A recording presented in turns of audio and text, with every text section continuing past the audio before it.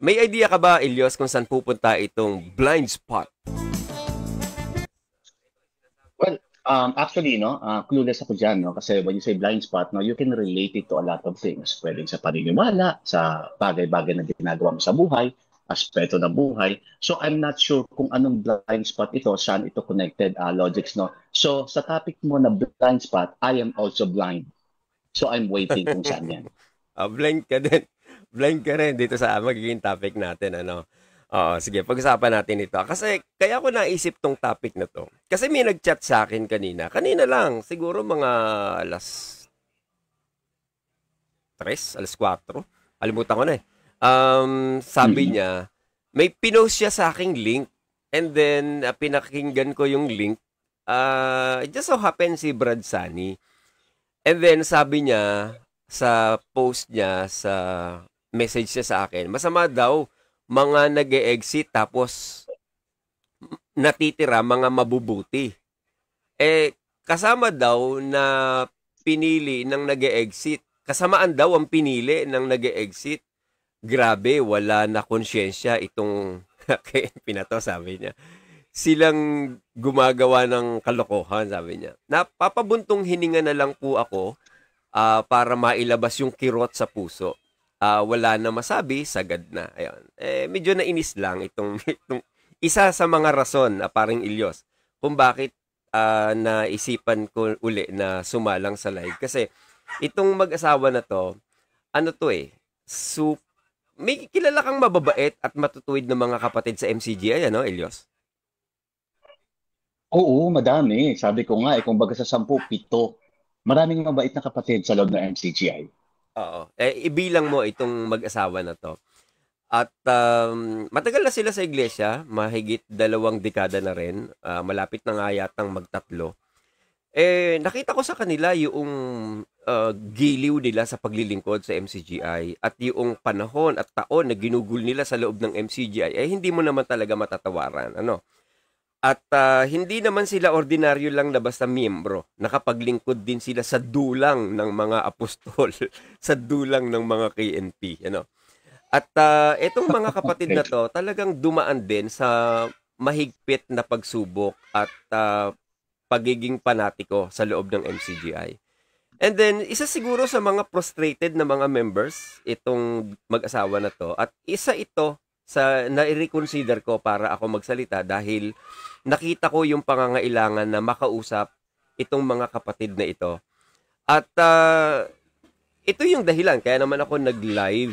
Wala naman sana akong plano na mag-live, ano. Kaya lang naramdaman ko na, ako, ito na naman. Sige, total, meron naman akong nabuo na idea sa isip ko tungkol sa blind spot, ano. Try ko sigurong i-relate yung blind spot dito sa sinabi nung KNP. At dyan tayo iikot, Brad Ilios. Ano idea mo about blind spot? May idea ka ba? Mhm. Well, when we say kasi na blind spot, ano, ang ibig sabihin nito, no, isang bagay, no, na you miss, no, that you don't see. Hindi mo siya napapansin, hindi mo siya alam. Actually, in short, hindi mo alam. Meron kang ginagawang bagay-bagay na meron ka palang nami-miss. Hindi mo alam na nami-miss mo tong bagay na to. Hindi mo to nakikita. Parang Mm-mm. ganon. So, ganon siya para sa akin. Una ko siyang Blind spot. na-encounter You yung don't word, see it. You don't yung, know about it. yung word na blind spot sa sasakyan eh. Nagdadrive ka ba, Ilios? Yes, oo. Kalimitan, pagka yung blind spot, yung, alam mo yung pagliliko ka na left turn or right turn, di ba? Yung parang may bakal doon sa harapan ng windshield. So, blind spot yon. So, kaya kapag kaliliko ka on the left turn or right turn, especially pag left turn, sinisilip ko siya palabas doon sa window para hindi ako magkaroon ng blind spot. Ayun, nadali mo. Pero bago nga pala yan, ano, nakalimutan ko. Si paring Mac nag-chat sa akin eh, nung nakaraan eh. Eh, sabi niya, Mm. baka po pwede pa kay promote daw. Ewan ko, pasensya na ha, paring Mac, kung late na ba ako or di pa ako late, ewan ko, pasensya ka na. Pero promote ko lang to, itong kay paring Mac na to. Saguli na eh.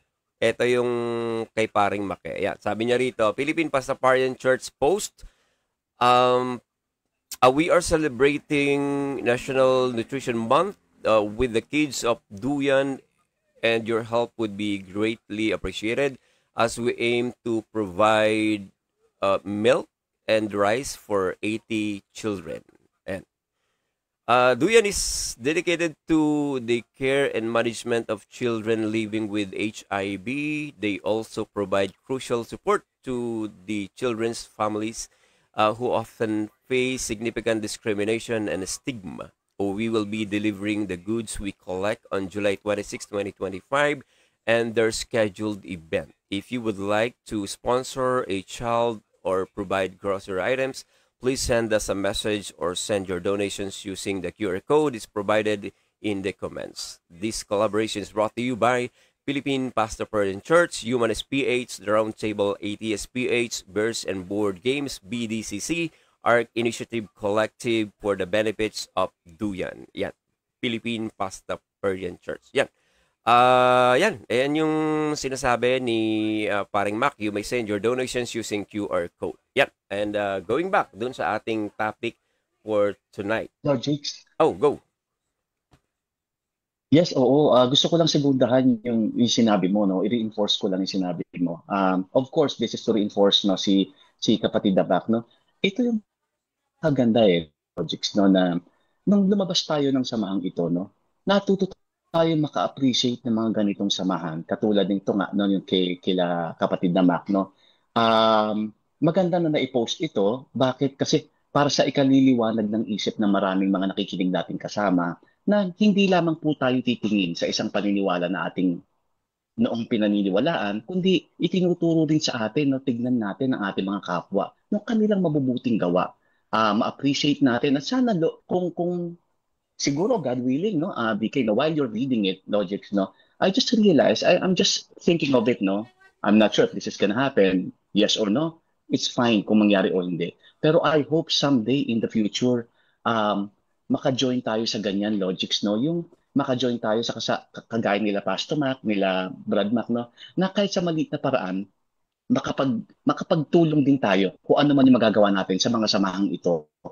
We are united in love. Na siguro not in belief, not in religion, pero united in love tayo. We'd like to support this kind of mga movement, mga ganitong advocacy. So thank you, kapatid na Mac, and thank you, Logics, for flashing this on the screen para maliwanagan yung mga taong nakikinig at sumusunod sa atin. Now, we are open and we appreciate all the good works of all other people from different beliefs, no, different religions. Na-appreciate po namin sila. At sana po ma-appreciate din natin lahat. Yan po ang tunay na kahulugan ng pag-ibig. Yan po ang puso.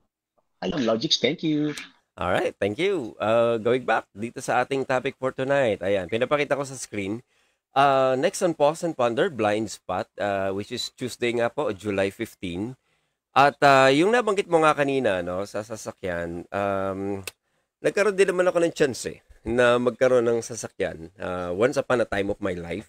At doon ko narinig yung salitang blind spot, ano, na sa pagdadrive mo, may part ng side mirrors mo di ba, na hindi mo talaga makikita kahit anong lingon mo pa, ano, kahit siguro i-adjust mo, wala meron talagang blind spot Kaya yung iba may mga blind spot mirror Alam mo yun, yung bilog na maliit, ano, yung ikinakabit sa side mirror.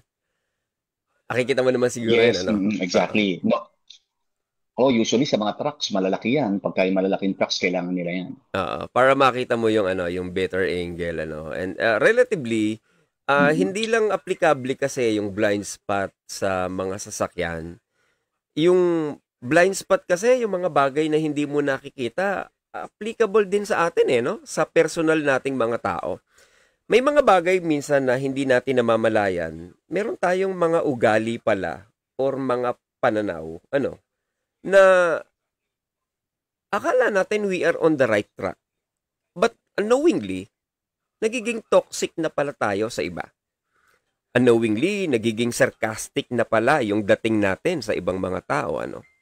Until one day, mayroong lalapit sa'yo, will approach you and will tell you or remind you and will show you mukhaan, papakita niya talaga sa'yo na, hey, hindi mo ba nakikita sarili mo? Tingnan mo sarili mo sa salamin, baka di mo nakikita. Mga ganun minsan no? Inire-remind ka ng kapwa mo Na-experience mo na ba yung mga ganun, Elios?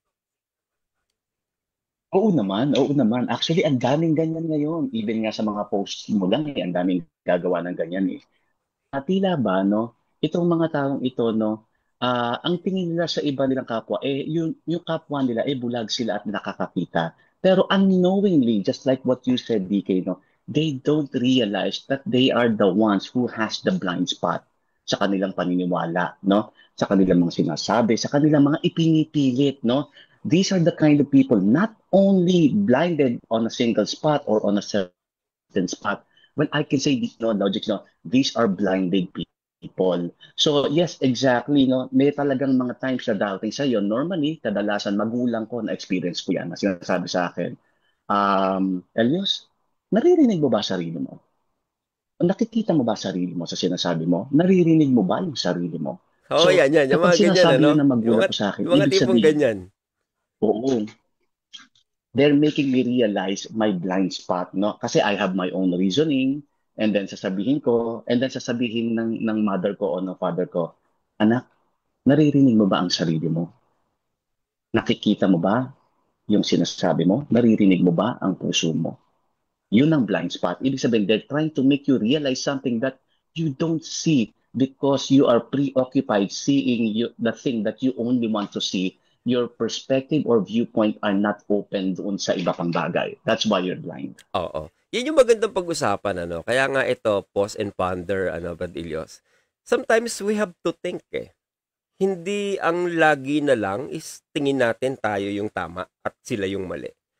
Alam mo, maganda yung nag-a-assess din minsan, eh. Nagre-reflect ka din minsan, eh.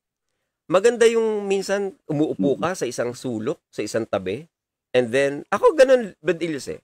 May mga point minsan, pakikinggan ko yung live natin. Pagka napakinggan ko, parang ang pangit ng dating ko dito. Parang ang hangin ng dating. Parang pangit yata yung ganitong anggulo.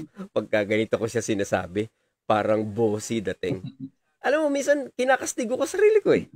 Nahahampas ko sarili ko, ops, mali, pangit, hindi magandang pakinggan. Next time, wag mo nang uulitin. Mga tipong ganun. Minsan nagkakaroon ako ng ganun sa sarili ko na, Exactly. oops, sablay, hindi maganda. Kasi pagka ang tingin mo sa sarili mo, perfect ka na. Tingin mo sa sarili mo, superb ka na at above everybody else ka na. Wala eh. Hindi ka mag-i-improve eh.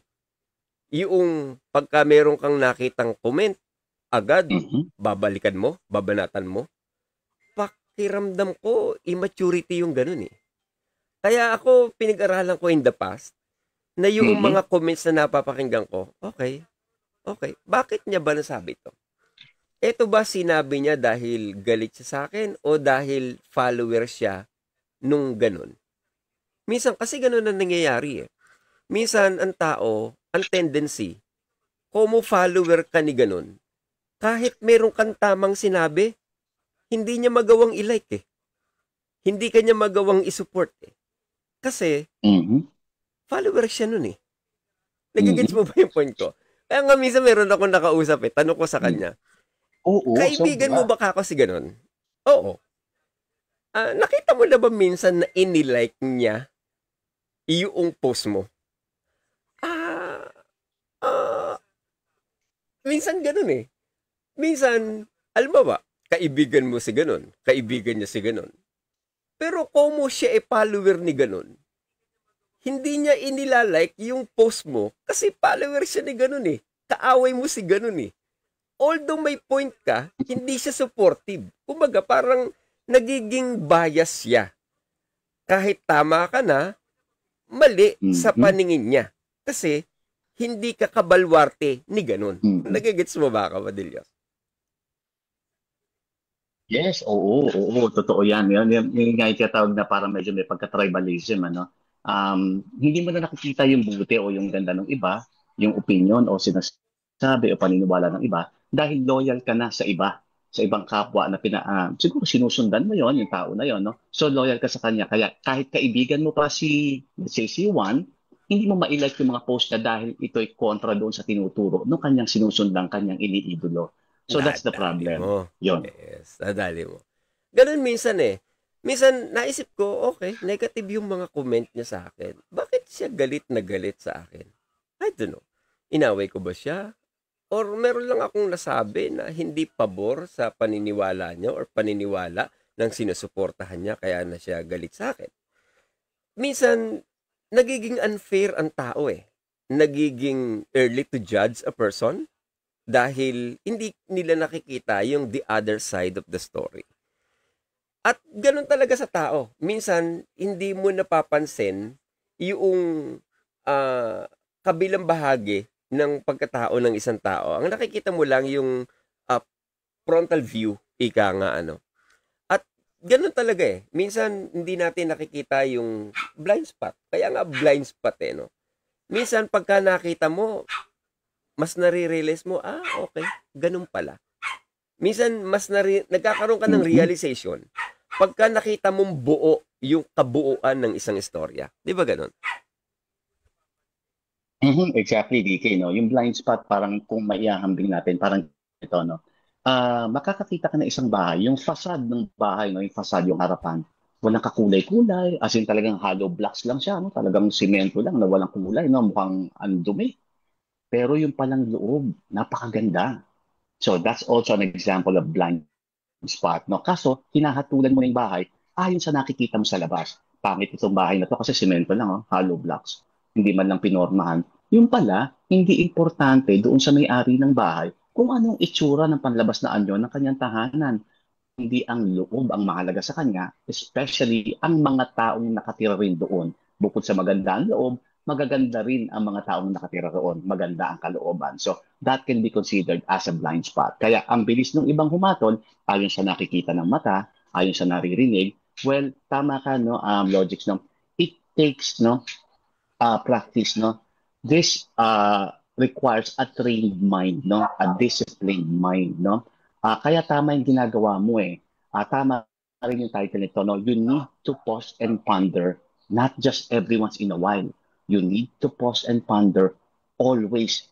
Every moment you have to do that. Whenever you have to think of something deep that you need to respond to other people or kung ano man situation, you need to pause and ponder. You need to reflect. Tama yung ginagawa mo, DK. I agree with you. I have been doing this for years. Na I just go to a corner, I listen to my own self, no, yung silence, no, and then I'm trying to assess myself. I'm trying to reflect most of the time in my life, this time in my life and moving forwards. I don't want to end this kind of habit that I'm doing because this makes me a good person. No, you meditate, you think of yourself, you listen to yourself, you look at yourself, tignan mo kung mabuti ka pa ba o napapasama ka na, tama pa ba ang sinasabi mo, tama pa ba ang judgment mo sa ibang tao, tama pa ba ang pananaw mo sa kanilang paniniwala, tama pa ba ang ginagawa mo na tinutuligsa mo sila, sa tingin mo, tama ka ba? At yung bang katotohanan na pinaniniwalaan mong katotohanan,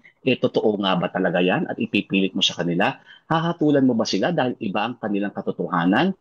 O ikaw ipipilit mo ang katotohanan mo dahil naniniwala ka na yan na totoo, pero hindi mo naman siniyasat ang katotohanan nila. Marami kang dapat isipin sa iyong kapwa. Higit sa lahat, i-train mo muna yung sarili mo para matutunan mong makita ang iyong kapwa at ang lahat ng bagay. Sa pamamagitan nito, matatawag kang isang taong may maliwanag na kaisipan.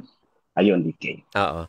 Yung kailangan i-train mo rin ang sarili mo eh. Na you have to accept feedback from other people. Ano? Parang hindi man directly, ano, minsan sa nababasa mo. Parang yung isa nakita ko, nabasa ko sa isang comment section. Umay daw siya sa Pause and Ponder. Ano? Okay, umay siya sa Pause and Ponder. Ano ba yung pinag-uusapan namin sa Pause and Ponder? More on self-reflection eh, di ba? More on about healing. Exactly. More on, ewan ko. Sa nakita ko sa yung mga next chapter episodes natin, Badilyos, more on, ano yun eh, uplifting eh, ng moral ng isang taong mababa ang spirit, ano? Dedicated sa mga taong nakaranas ng trauma. Pero umay siya. Exactly. Bakit ka umay? Tanong mo sa sarili mo, why? Why on earth are you umay? Why? Is it because kaaway ko yung iyong boss? Ganun ba yun? Siguro. Baka sakali, no? Kasi hindi, yun ang problema, no? Logics, no? If you don't have a trained mind or a disciplined mind, no? Lagi kang naka-lean towards doon sa mga biases mo, no? Hindi ka open sa kabila. So when they say, let's say for example, this person no said na umay siya no sa pause and ponder, it's okay. No, kami naman ni Logix no, we tend to get all the information, we process all the data, all the si Logix pinaprocess niya mag-isa, ganun din naman si Elios nagpa-process mag-isa. Pero we don't take it negatively. Instead, no, we try to find the beauty or the goodness of your comment. Baka nga naman, oo, nakakaumay kami, or we have to change something, or possibility, logics, no? You don't like it because you don't know it. The things that you don't know, you tend not to like. The things that you don't know, in time, no? If you feed it with time, you don't give time to know those things, you tend to hate the things that you don't know. So, possibility, itong taong ito, nagsasabi siyang nauumay siya or he doesn't like positive, it's because he doesn't really understand yet what pause and ponder is all about. That we are not like the others. We have our own ways of serving people, and it's just not, his menu.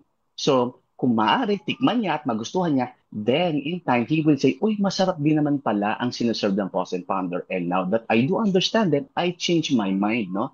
And I can say na maganda rin pala at hindi nakakaumay ang pause and ponder. So, maaring ganon. So, kapatid, kung sino man po yung comment na ganon, this is what we would like to tell you, kapatid. You always have the right to change your mind. Don't stick with what you believe in right now. You always have the right to know the things that you need to know for you to be able to like it. Not to keep on hating it, but to like it. Once you understand it, you will like it. And again, you always have the right to change your mind. And nandito na kami ni Logix para maghintay sa'yo. Ayun. Thank you. Oo.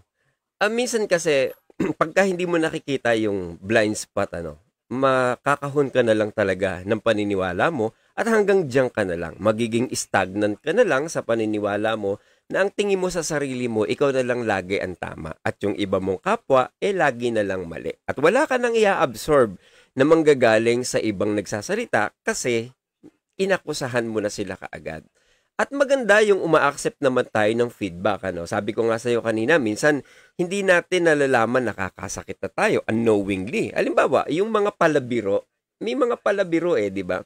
Minsan yung mga joker, sa mga magbabarkada, minsan, alam mo yung mga joker, banat ng banat yan di ba? Kuwela kasi yan gusto nila lagi silang patawa, pero hindi niya namamalayan minsan yung biro niya, madalas may halo na palang panlalait, minsan pagkumpara na pala siya ng ibang tao sa iba.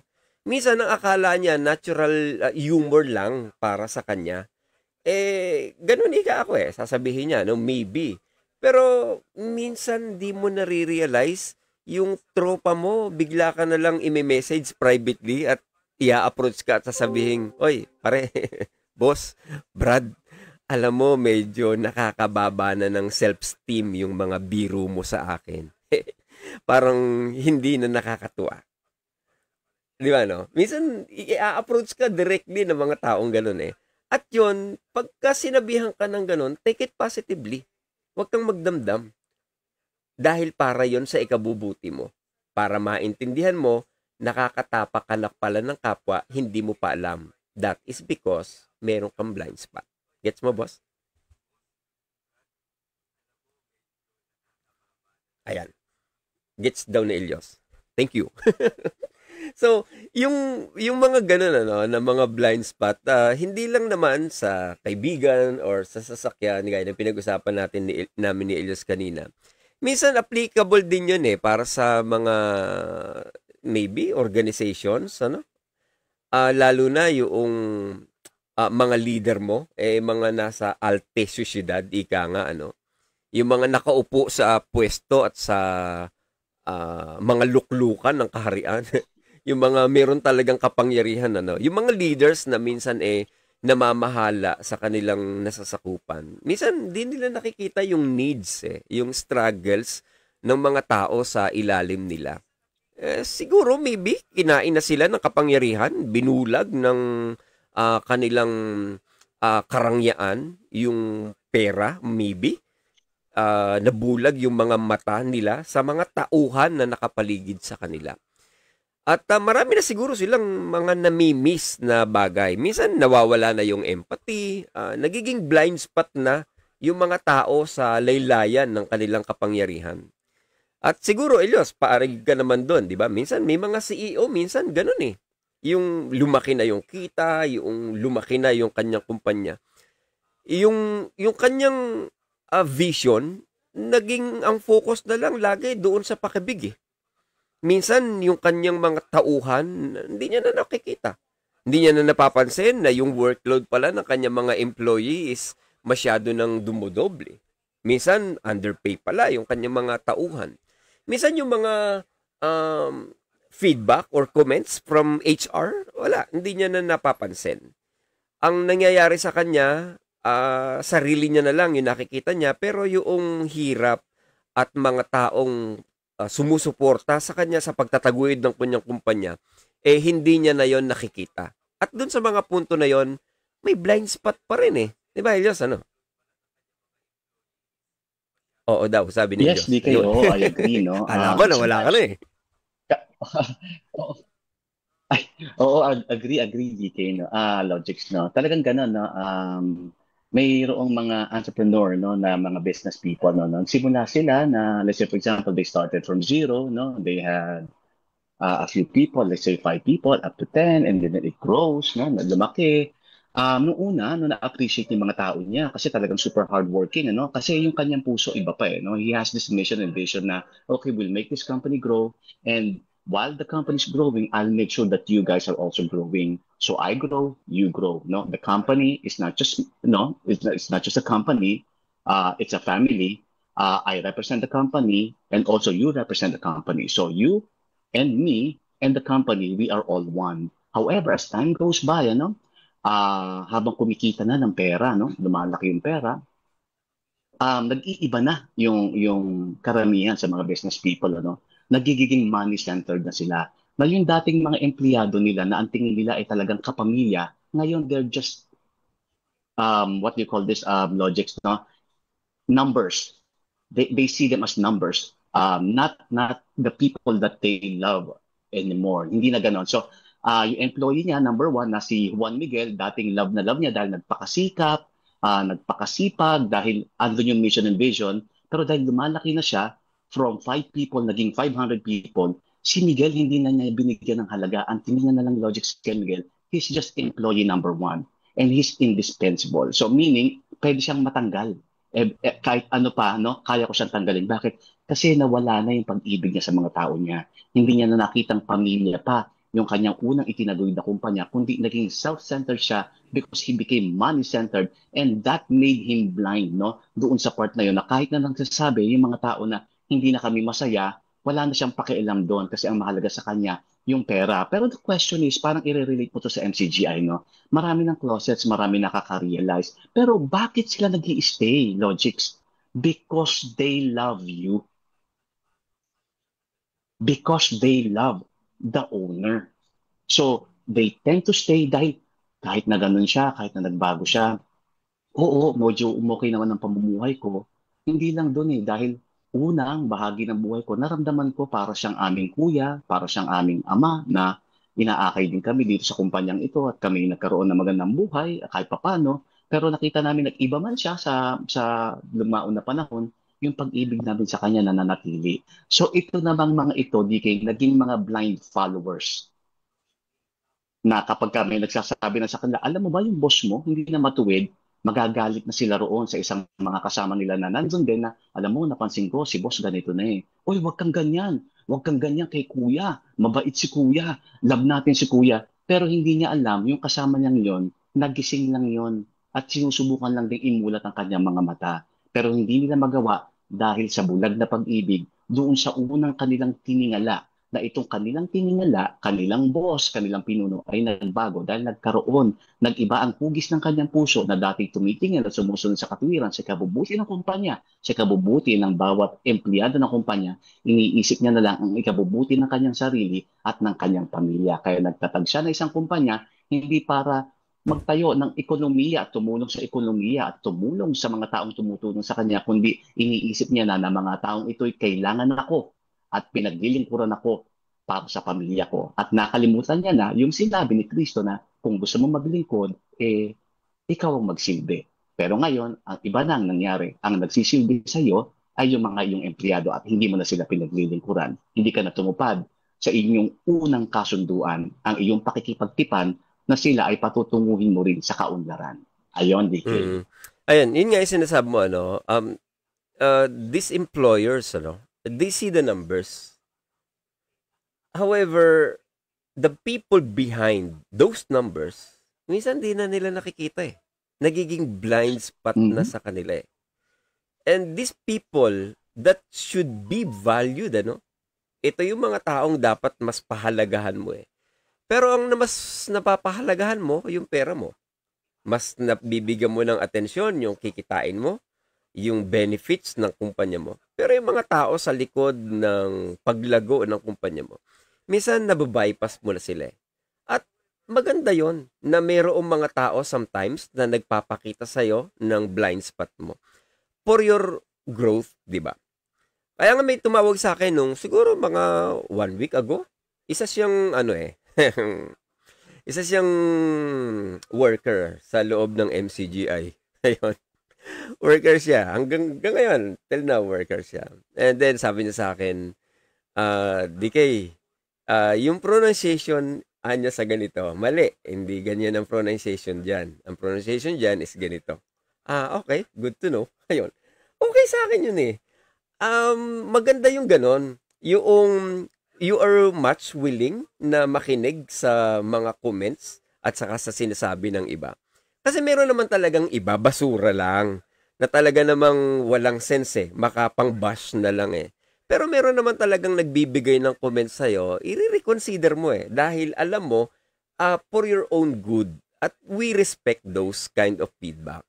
At doon, open tayo. Sabi mo nga, Elios, And then, pinakikita ko lang po sa inyo, mga tagapakinig namin, na tayo pong mga tao, kahit po sino, walang exempted dito. Lahat tayo merong blind spot. Minsan, ganun yung nangyayari sa atin. Nabubulag tayo yung ability natin to recognize the real score or the reason behind reasons. Minsan, masyado tayong judgmental kaagad. May tendency talaga tayo na agad-agad mag-judge base sa nakita natin sa isang post. Di ba totoo? Nangyayari sa atin yan eh. Minsan may narinig kang sinabi ng isa. Minsan, dun lang sa sinabi niya, agad-agad magbibigay ka na ng judgment mo. Minsan may nakita kang isang post, walang buong context Or minsan narinig mo lang sinabi nung iyong team captain. Walang buong context wala pang buong paliwanag. Pero yung hatol mo, buo na agad eh. Although, sa post, is kapiranggot lang. Kapiranggot lang yun. A simple sentence, pero meron kang buo na judgment sa kapirasong post. Sa kapirasong narinig mo, meron kang buo na judgment sa isang tao sa kapiranggot na narinig mo na istorya sa kanya. And lahat tayo affected dyan. Lahat tayo tinatamaan dyan. Sometimes we forget to pause. Sometimes we forget to ask. And sometimes we may also forget that there's always another side of the story. At huwag nating kalimutan yon. Ang istorya po, hindi lang isang bahagi. Minsan kasi isang clip lang yung basihan ng iba eh. Minsan, isang quote lang yung pinanghahawakan ng iba. Pero hindi natin alam, kaya niya pala sinabi yung ganong quote, na minisquote mo, meron pala siyang pinagdadaanan. Meron pala siyang pinanggagalingan, meron pala siyang malalim na dahilan. Pero, di ba, ang bilis nating mag-label, gago yang si DK. Ganun no? Ang bilis nating mag-judge plastic yan, ipokrito yan. Mga nabasa akong ganun no? How sure are you para masabi mo at ma-conclude mo yon sa isang simpleng narinig mo at nabalitaan mo? How? The truth is, eto ang totoo, yung condemnation sa kapwa without a conversation, napakadelikado nun eh. Yung hindi mo man naman nakakausap yung tao, pero bigla mo na lang siyang ikinukundina without even asking for a conversation dun sa taong inakusahan mo. Sometimes we strip people of their dignity nang wala man lang tayong due process minsan. Bigla mo na lang sasabihin, gago yan. What's your basis? Ano ang batayan mo para masabi mong yan nga gago? Meron ka bang basihan? Or ang basihan mo ay sa simpleng narinig mo at sa simpleng nabalitaan mo?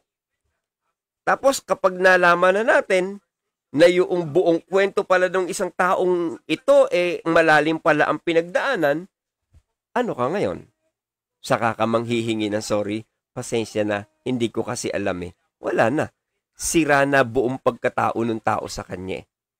Kaya siguro maganda, bago tayo mag-react, bago tayo mangundina ng kapwa, let's pause and ponder.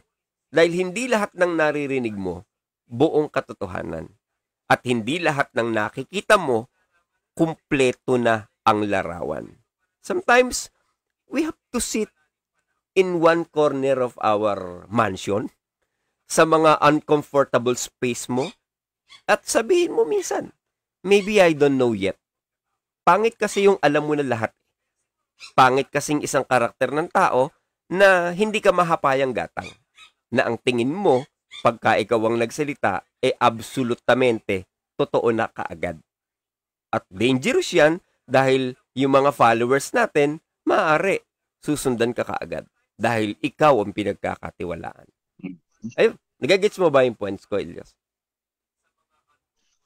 Oh, yes. Oh, very, very dangerous yan, Logics, yung taong ayaw makinig, tapos ang tingin niya sa kanyang sarili, siyang absoluto, sa katotohanan, siya lang ang nagsasabi ng tama, hindi siya pwede magkamali. Yan taong yan kasi dito, yan yung mga uri ng taong hindi marunong makinig sa kapwa, Ang pinakikinggan lang niya sarili niya. At yung naririnig niya sa sarili niya, yun din ang sinasabi niya. Pero in reality, kung mapapansin mo, yung taong yan, wala nang natututunan yan. Bakit? Kasi nakikinig lang siya sa sarili niya Kung nakikinig ka lang sa sarili mo, yun at yun lang din nakikinggan at sasabihin mo. So, ibig sabihin, hindi pas ang mga taong ito. Kaya kung makakatagpo tayo ng uri ng mga tao, i-assess natin mabuti. Baka mamaya hindi ito ang tamang taong pakinggan natin. Yung mga taong ayaw makinig, hindi bukas ang kaisip na sila lagi ang tama at hindi sila pwede magkamali. At napakabilis silang pumatol, DK. They are very quick to judge. They are so fast in getting some verses in the Bible at ilalapat nila sa kapwa nila. These are the wrong people na dapat maging aware ka and be aware of these people, Kaya nitong mag-shape-shift, napakahusay nitong mga taong ito. Medyo mag-ingat-ingat po tayo at madali po tayong maililigaw ng mga taong ito. Ingat po tayo, mga kasama. Alright, yeah, I agree. Ate May, Jessa, thank you got to go viewing bukas, need to go back to work. And yes, that's true, but Ilyas, we're so fast to judge people, And go, instinct ba yun? Or tayo bang Pilipino? Ugali ba talaga natin yon? Or even ibang nationality, meron din ganyan?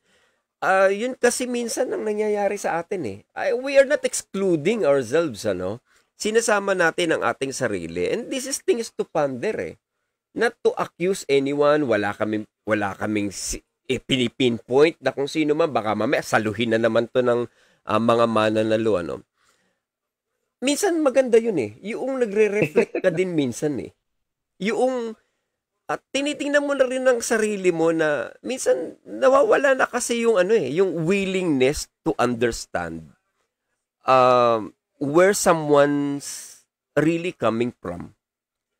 Maganda minsan yung yung uupo ka. Ba't nagkakaganitong tao na to? Ba't kaya ganito tong banat nitong mga to? At walang masama ron. Maganda nga yun Kasi nakikita mo sarili mo doon at nakikita mo yung ibang tao tungkol doon.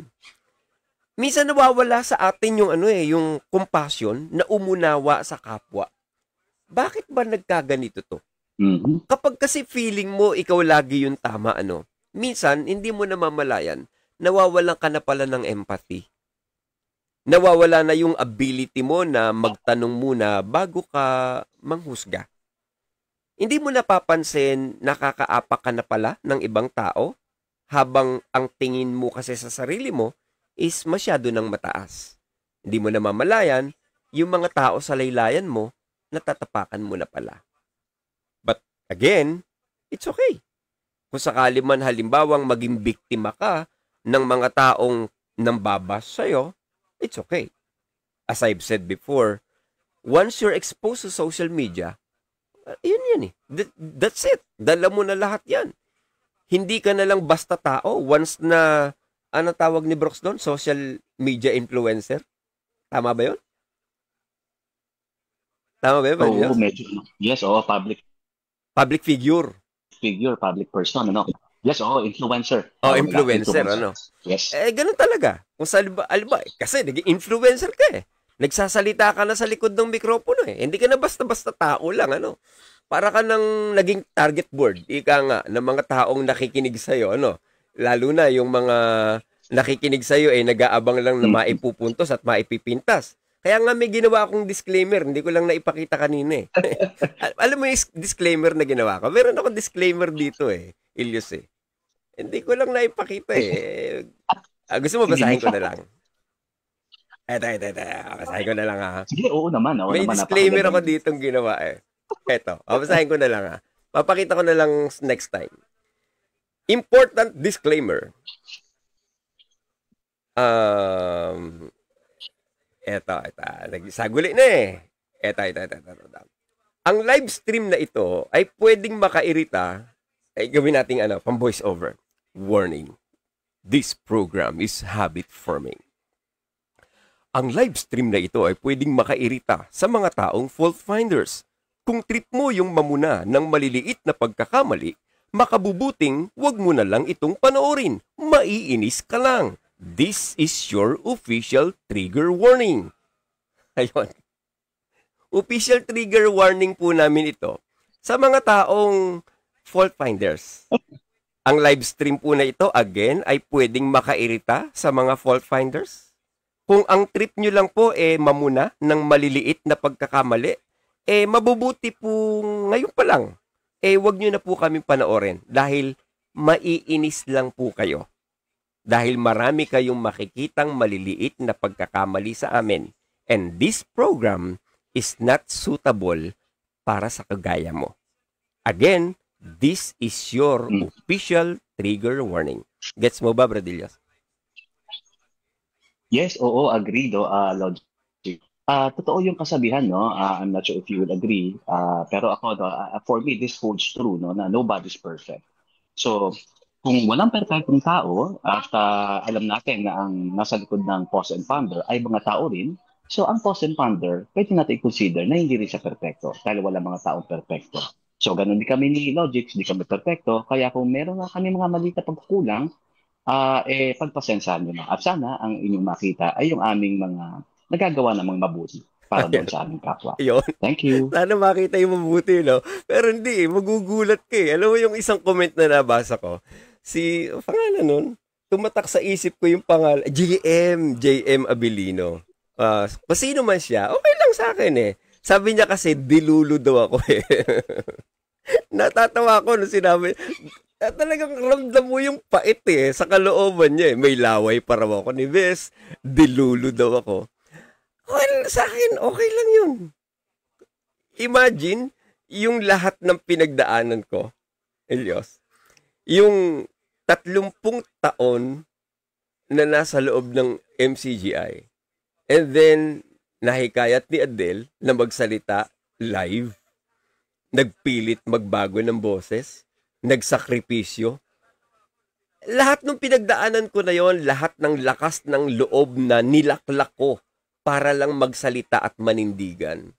Tapos ganun lang i-dismiss ng isang JM Avelino. Ganun lang ako i-label. Dilulo, ipokrito, may laway ni Bes. Alam mo, sa halip ka ako nagalit ang maramdaman ko, nginitian ko na lang eh. Kasi ganyan talaga eh. kapag ikaw yung sumugal na lumantad, sasaluhin mo lahat ng pang-iinsulto ng kapwa mo tao sa'yo. Lalo na kung ikaw yung nagtiyaga, Biro mo, nagtiyaga tayo, Brad Ilios, na mag-debunk ng aral ng MCGI, 24 or 25 episodes, yung Lost in the Dark Knight, yung mga nakita nating loophole sa aral ng MCGI. Na ikaw yung naging lakas sa kapwa mo Exeter na nagbigay ng, alam mo yon, kahit papaano pamboost ng kalooban. Ikaw yung naging boses sa mga panahon na wala silang ibang mapakinggan kundi ang nararamdaman nila, yung duda at yung takot. Na ikaw yung nag-risk, ikaw yung sinabihan ng kung ano-ano ng mga bashers, ng mga defender ng MCDI. And yet, ikaw yung tatawagin ng isang JM Avellino na dilulo, na ipokrito, na kung ano-ano pa na may laway na bes. Di wow. Di ba ganun? Yung haba ng panahon ng pinagdaanan mo na maraming iyak, maraming emosyon kang pinuhunan sa pagsasalita mo nang wala kang nakuhang benepisyo kahit singkunduling. Na ikaw pa ngayon yung napasama at nawalan ng maraming kaibigan sa loob ng MCGI. Ang tawag sa'yo, dilulo. It's okay. Kung yan ang tawag mo sa akin, okay lang. Kung sa palagay mo, naging masama akong tao, okay lang. Wala namang mawawala sa akin. Bakit? Diyan kasi pumapasok ang maturity. Alam mo, Ilios, natutunan ko ng huwag pumatol sa ganyan. Kung dati-dati lang, ay hindi ko papalagpasin yan, boss. Trust me, maniwala ka sa akin. Maniwala ka sa akin. Hindi ko yan papalampasin. Nung panahong una-una, ay, naku po. Kaya nga yung nag-text sa akin sabi ko, wag niyo lang kasi yung kakantiin dahil hindi ko kayo tatantanan at hindi ko kayo aatrasan.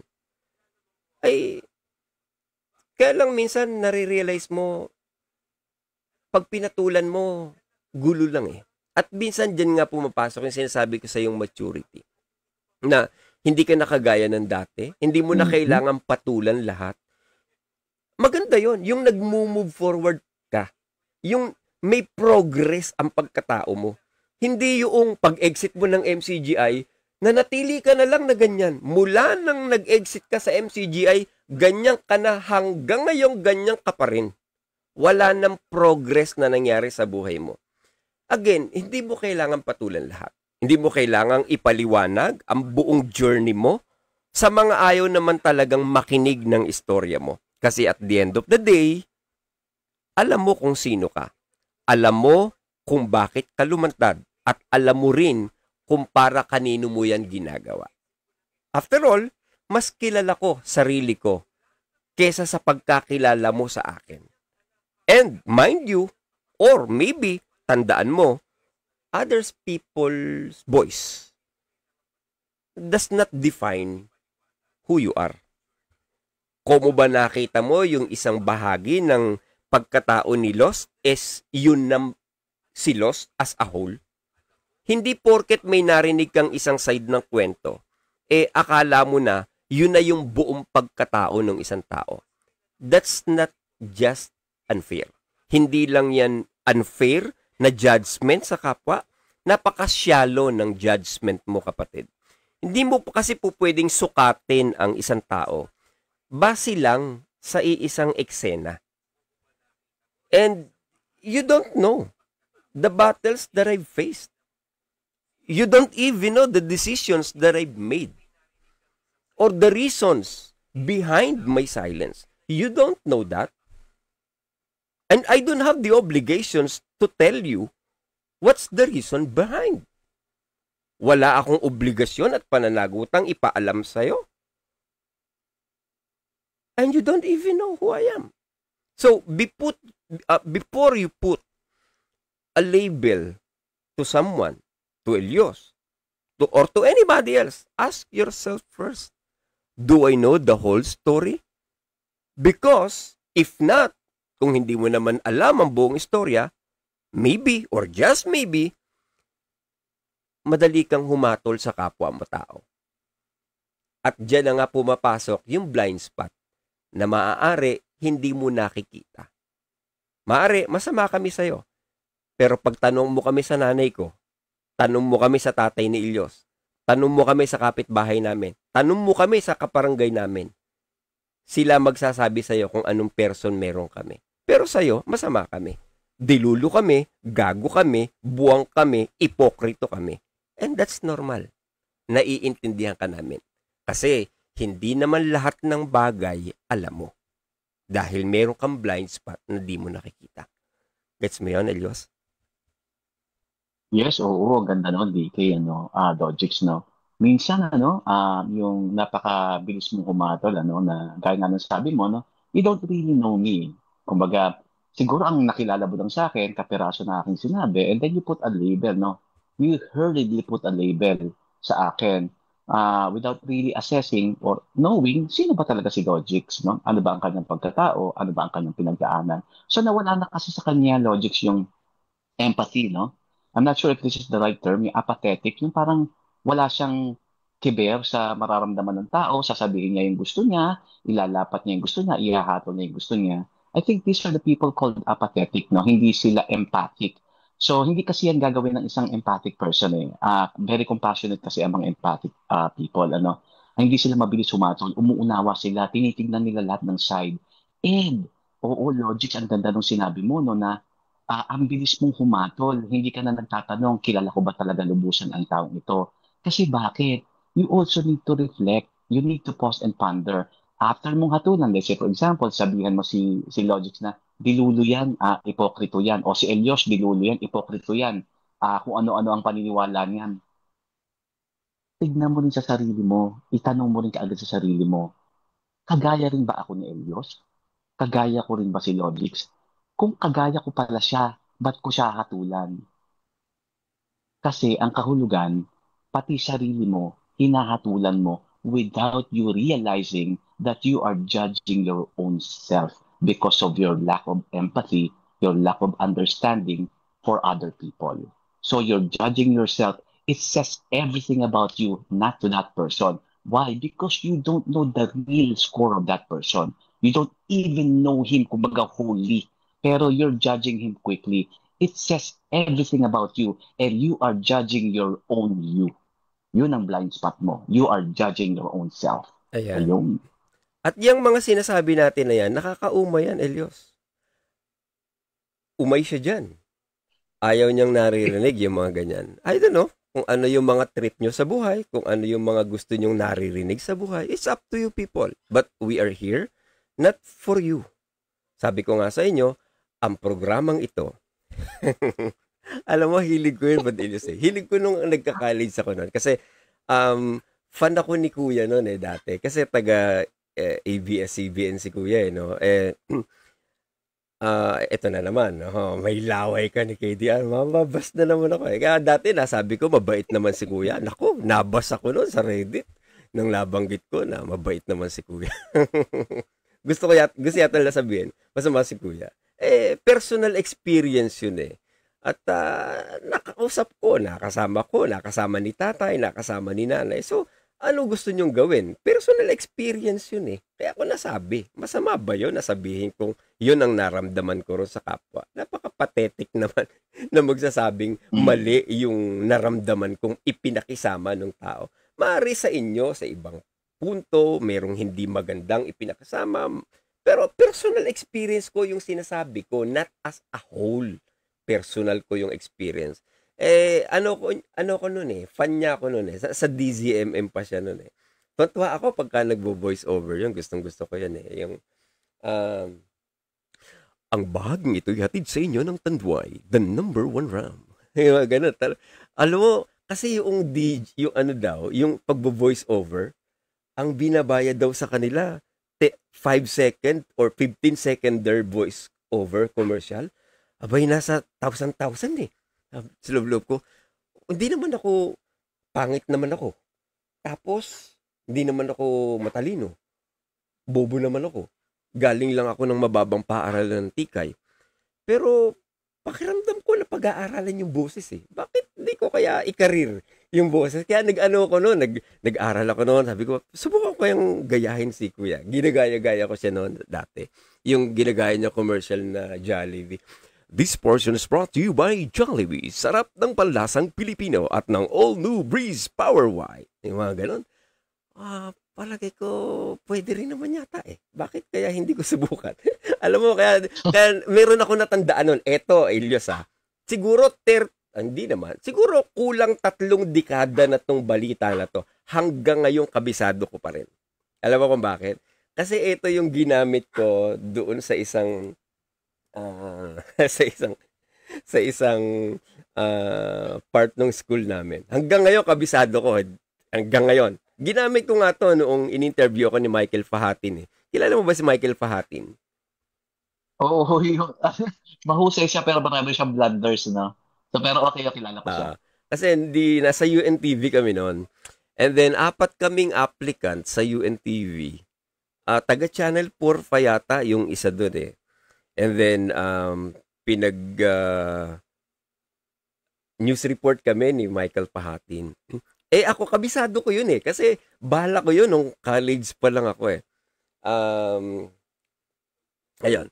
Sabi doon sa news report, magandang gabi Pilipinas, sa ulo ng mga nagbabagang balita, hindi na kailangan ni Robin Abdul Aziz Padilla na humarap sa mga Abu Sayyaf. Sa cellphone na lamang umano o two-way radio, makikipag-ugnayan si Robin para sa pagpapalaya ng mga binihag na bata sa Basilan. May ulat si Doris Bigornia. Alam mo, 25 years ago, maybe, kulang 30 years, hanggang ngayon kabisado ko yun. Kasi yun yung unang-unang pyesa na talagang kinabisado ko para ma-deliver ko dun sa school namin. Sa mga moment na gano'n, naalala ko, si Kuya, ano, yung mga moment na yun, nagagaya ko siya.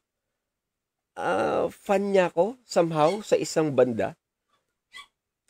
Minsan, nasabi ko, mabait si Kuya.